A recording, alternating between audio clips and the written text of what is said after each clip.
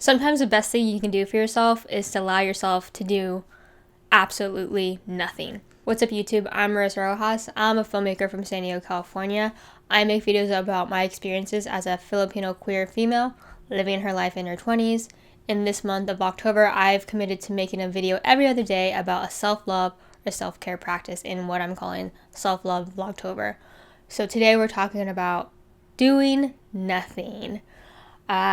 Out of all the self-care and self-love practices I've presented to you in this month, this is probably the easiest, and I think this is the one you're gonna do in those initial stages of healing, or if you're just having a bad day or a bad week and you need kind of like a reset. So yeah, let's talk about doing nothing.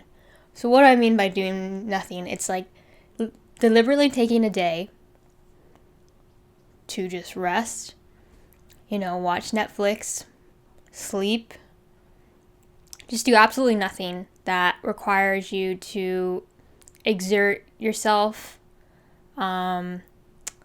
mentally, emotionally, physically, socially, and just let yourself do that. People would be like, "Oh, wait, are you telling me to isolate myself?" And I guess doing nothing can be done in isolation. Obviously, with that, like, you want to be careful and not do too much of it, because I think too much of anything is not good. But I think definitely when you're in those initial stages of just like getting yourself into a better place, is to allow yourself to just kind of like, I like to think of it as like a hard reset.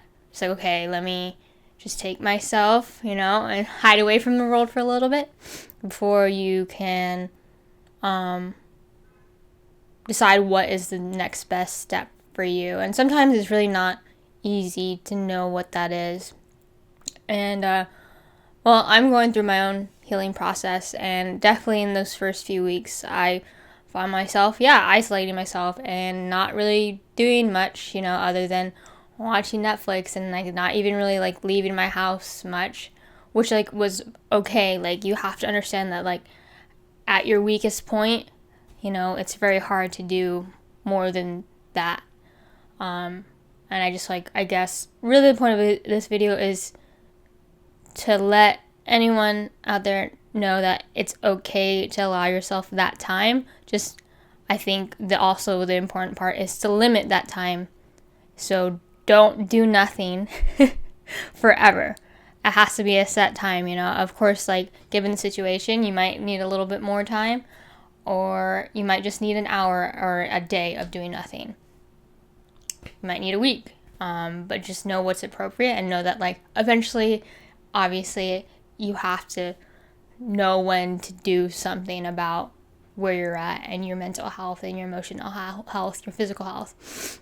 But think of it this way, right?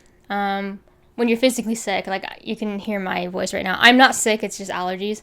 But when you get a cold, when you get the flu, you're not about to go, first 48 hours, you're not about to go and like go to work and, contaminate everybody, or, go run a marathon, or, run 10 miles in the morning when you're bedridden, right? So think of it like, treat your mental health and your emotional health the same way.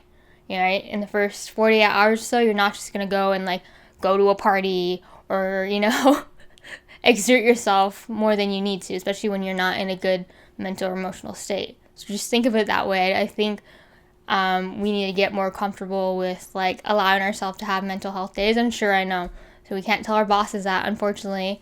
Now I still can't, but hopefully one day people take it as seriously as if you had the flu,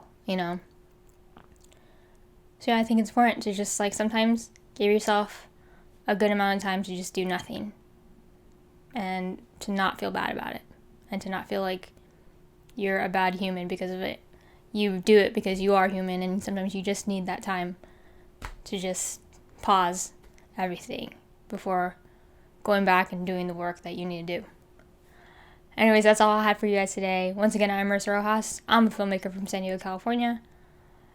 Thank you for joining me along on this Self-Love Vlogtober journey. I won't see you tomorrow, but I'll see you the next day. Until then, stay strong and take care.